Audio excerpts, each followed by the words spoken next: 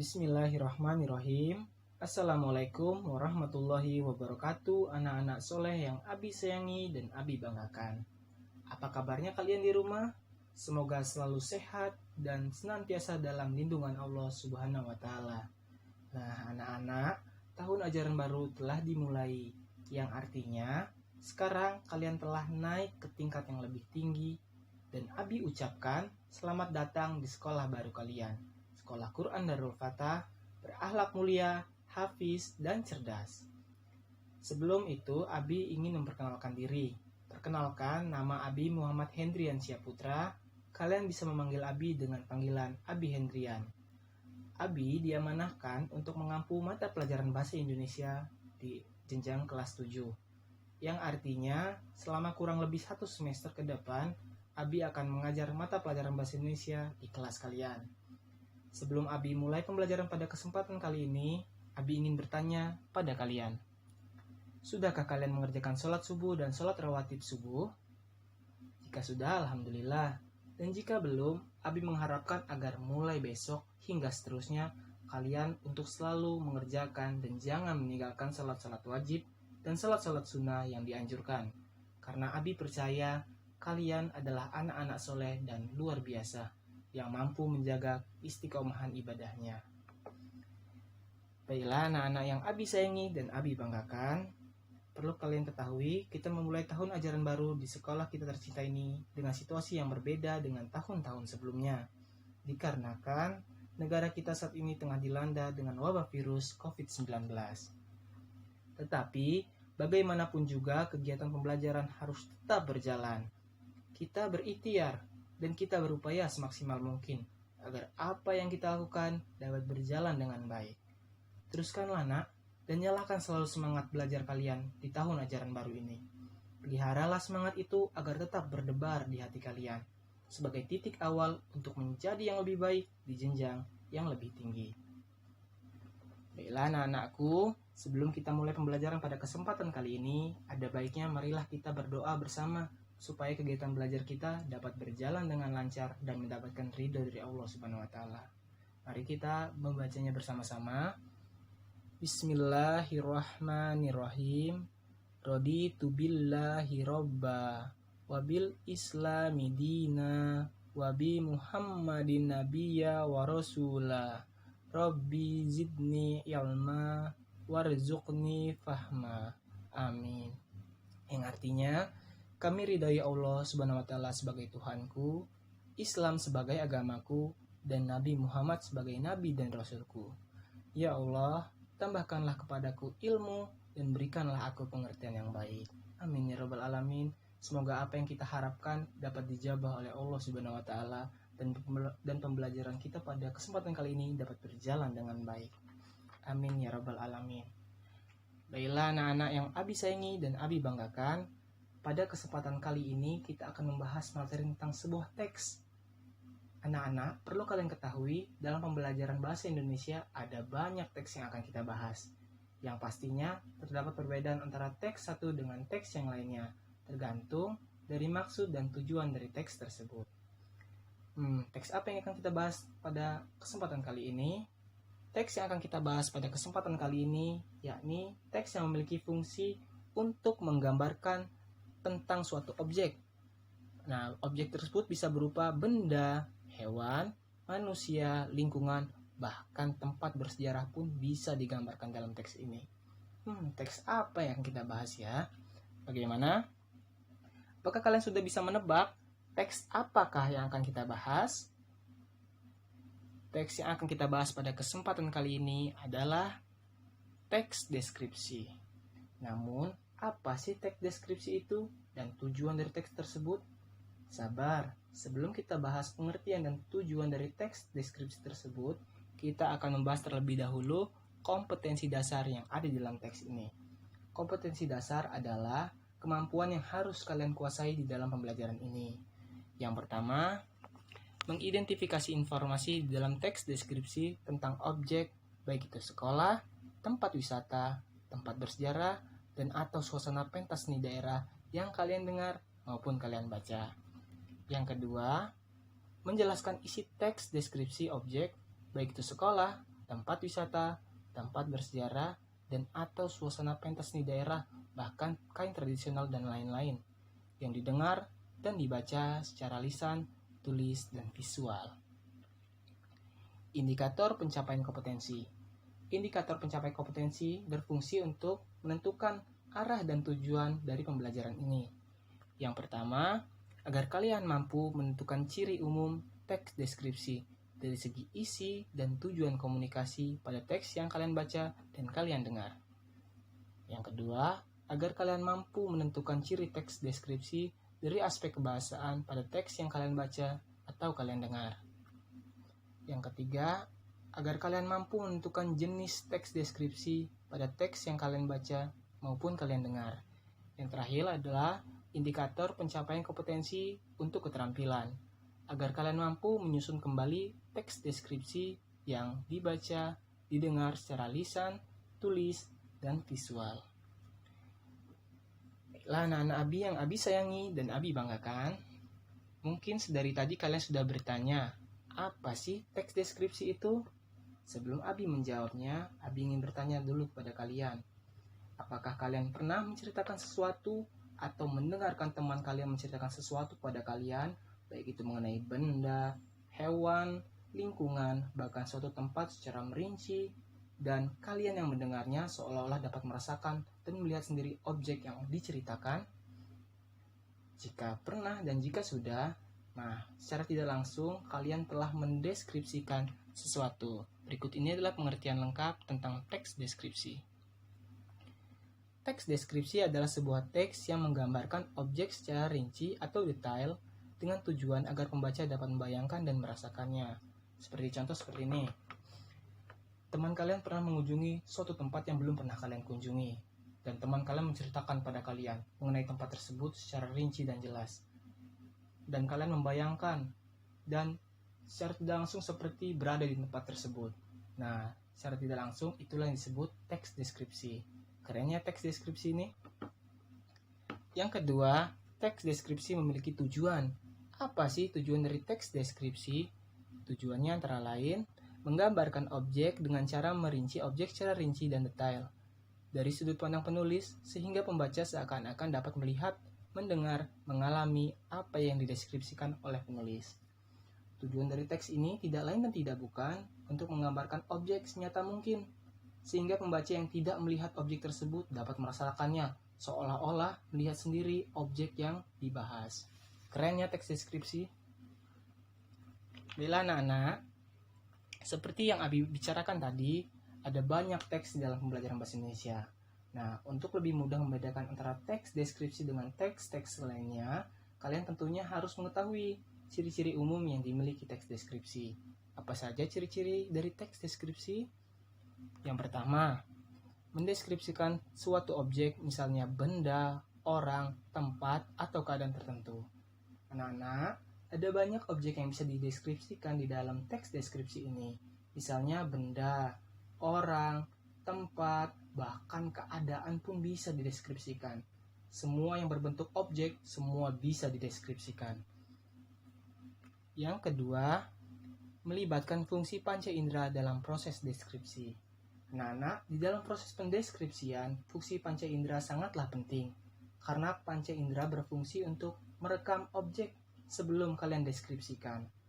Perlu kalian ketahui, manusia memiliki 5 panca indera, yakni yang pertama indera penglihatan, indera pendengaran, penciuman, indera peraba, dan indera perasa. Yang ketiga, melibatkan ciri-ciri fisik dan sifat objek tersebut. Anak-anak, dalam proses pendeskripsian juga selalu melibatkan ciri-ciri fisik dan sifat objek. Contohnya, bila kita ingin mendeskripsikan tentang hewan peliharaan kita, kucing misalnya, kita mendeskripsikan ciri-ciri fisiknya dahulu. Apa aja ciri-ciri fisiknya? Contoh, kucing itu memiliki bulu berwarna putih, berkaki 4, berekor panjang. Apa saja yang bisa dilihat pada fisik objek tersebut? Nah, itu termasuk ke dalam ciri-ciri fisik dari objek. Yang kedua, sifat objek tersebut. Sifatnya misalnya malas, rajin, nakal, penurut. Nah, semua itu termasuk ke dalam kata-kata sifat. Yang keempat, mengandung banyak kata sifat. Kata sifat adalah kata yang digunakan untuk menjelaskan suatu sifat. Di dalam teks deskripsi banyak menggunakan kata sifat agar pendeskripsiannya bisa semakin rinci dan jelas. Contoh-contoh kata sifat misalnya baik hati, sombong, ceria, setia, sopan, malas, dan masih banyak lagi kata sifat yang bisa kalian masukkan ke dalam teks deskripsi. Yang terakhir, ketika dibaca, pembaca seolah-olah dapat melihat secara langsung objek yang dibicarakan. Nah, yang terakhir ini, bila kalian membaca sebuah teks, kalian seolah-olah dapat melihat dan merasakan secara langsung objek yang dibacakan. Nah, sudah bisa dipastikan kalau teks yang kalian baca itu adalah teks deskripsi. Baiklah anak-anak, di sini Abi sudah membuat sebuah teks deskripsi tentang seekor kucing dan kita akan mencari apakah di dalam teks deskripsi ini terdapat ciri-ciri umum dari teks deskripsi pada umumnya. Oke, kita baca bersama-sama. Namanya adalah Mickey, dia adalah kucing kesayanganku. Dia adalah kucing jantan yang saat itu aku temukan di pinggir jalan. Mickey memiliki bulu berwarna orange. Bulu halusnya menyelimuti tubuhnya dari kepala sampai ke ekornya. Semua bulunya berwarna oranye dari kepala hingga ekornya dan sangat menggemaskan. Kumisnya sedang, tidak panjang dan tidak pendek. Mickey memiliki bentuk kaki yang lebih pendek dari bentuk kucing pada umumnya. Hidungnya kecil dan kumisnya sedikit panjang. Berat tubuhnya yaitu sekitar 4 kg. Matanya berwarna hijau kekuningan dan sangat lucu ketika dia terkejut sambil membuka matanya lebar-lebar. Mickey lebih menyukai tidur seharian di atas keranjang tempat tidurnya. Saat lapar, dia akan terus mengeong sampai dia mendapatkan makanannya. Dia akan memasang muka menyedihkan ketika tidak diberi makan. Kucing ini sangat lucu dan sangat disayangi keluarga kami. Nah, anak-anak, apakah semua dari ciri umum yang kita bicarakan tadi ada di dalam teks deskripsi ini? Mari kita cek satu persatu. Yang pertama, objek. Apakah di dalam teks deskripsi ini ada objeknya? Iya, benar, ada objeknya, yakni hewan peliharaan, yaitu kucing bernama Mickey. Yang kedua, apakah melibatkan panca indera? Iya, ada 2 panca indera yang digunakan di dalam teks deskripsi ini. Ini indera penglihatan dan indera pendengaran. Indera penglihatan nampak pada saat penulis mendeskripsikan ciri fisik dari objek, dan indera pendengaran terlihat saat penulis menginformasikan kalau Mickey ini akan terus mengeong saat dia lapar. Yang ketiga, apakah ada ciri fisik dan sifat objek di dalam teks deskripsi ini? Jawabannya ada. Adapun ciri fisik dari objek ini adalah Mickey ini memiliki bulu berwarna oranye, kumisnya sedang, memiliki kaki yang pendek dan memiliki hidung yang kecil. Nah, itu semua termasuk ke dalam ciri fisik dari objek Mickey, si kucing di dalam cerita ini. Nah, untuk sifat objek, adakah sifat objek dalam cerita ini? Ada anak-anak. Sifatnya yaitu Mickey ini sangat menggemaskan dan lucu. Perlu kalian ketahui, menggemaskan dan lucu termasuk ke dalam kata sifat. Yang terakhir, apakah kalian sudah bisa membayangkan Mickey ini kucing yang seperti apa? Jika sudah, berarti teks deskripsi ini memiliki ciri umum yang lengkap dan juga komplit. Baiklah anak-anak, di dalam teks deskripsi terdapat 3 pola pengembangan atau 3 jenis teks deskripsi, yaitu teks deskripsi subjektif, spasial, dan objektif. Kita akan membahasnya satu persatu. Yang pertama adalah teks deskripsi subjektif. Teks deskripsi subjektif di sini memiliki pengertian sebuah teks deskripsi yang dalam penggambaran objeknya berdasarkan atas kesan yang dimiliki oleh penulis paragraf tersebut. Maksudnya, teks deskripsi ini adalah jenis teks yang ditulis berdasarkan penilaian pribadi seorang terhadap sesuatu, yang artinya apa yang dideskripsikan tidak bersifat pasti karena hanya tergantung dengan opini. Opini ini adalah pendapat pribadi ya anak-anak. Yang kedua, teks deskripsi spasial. Teks deskripsi spasial adalah jenis teks deskripsi yang objeknya hanya berupa tempat dan ruang. Jenis teks ini mudah untuk ditandai.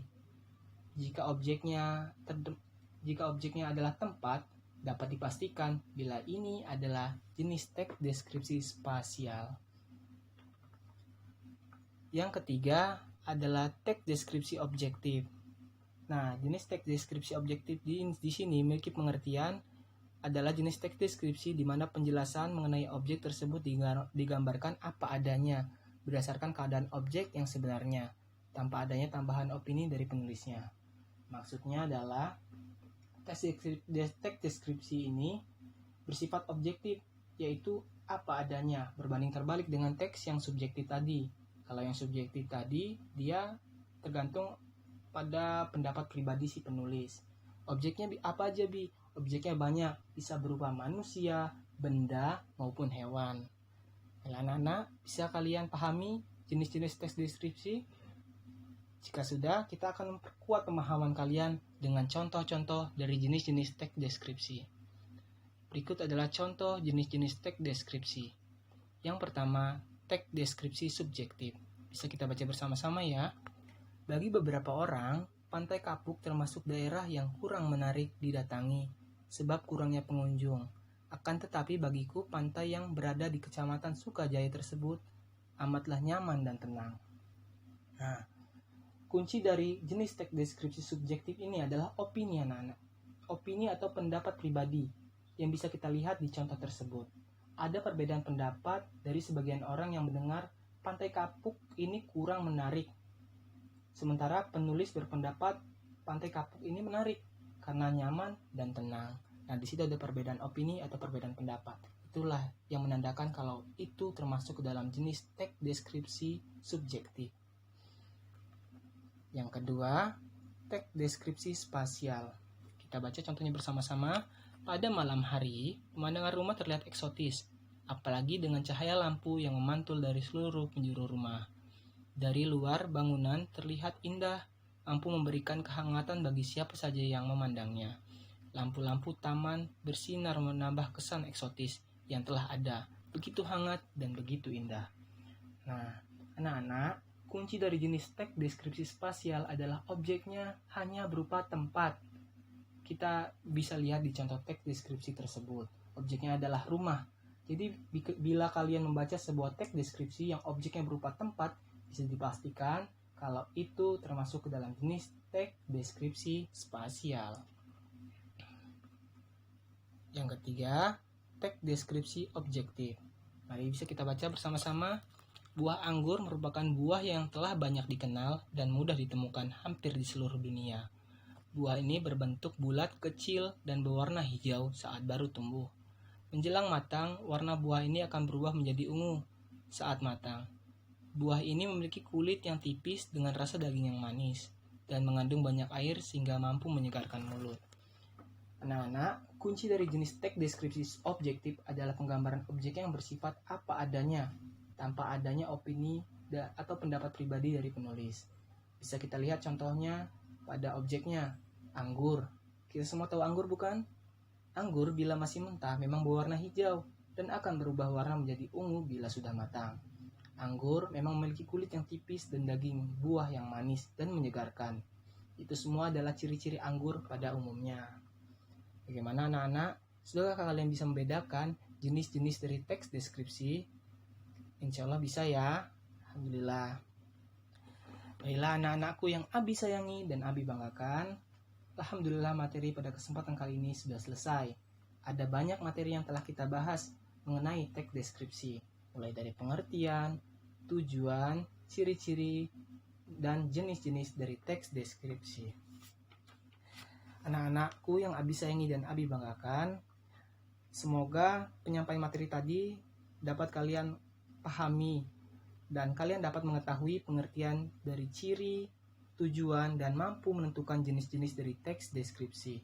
Anak-anak, Abi mohon maaf yang sebesar-besarnya bila dalam penyampaian materi Abi masih terdapat banyak kesalahan dan juga banyak keterbatasan. Semoga keterbatasan ini tidak memadamkan semangat kalian untuk terus belajar. Dan marilah kita bersama-sama berikhtiar dan berdoa. Semoga musibah yang menimpa negeri ini dapat segera berakhir. Dan kita dapat segera berjumpa di sekolah kita yang tercinta ini. Baiklah anak-anak, mari kita tutup pembelajaran pada kesempatan kali ini dengan membacakan lafal hamdalah. Alhamdulillahirabbil alamin. Dan mari kita sempurnakan dengan doa kafaratul majlis. Subhanakallahumma wa bihamdika asyhadu alla ilaha illa anta astaghfiruka wa atubu ilaik. Anak-anakku, Abi mohon maaf bila ada salah. Abi akhiri wabillahi taufik wal hidayah. Wassalamualaikum warahmatullahi wabarakatuh. Anak-anak, see you next time.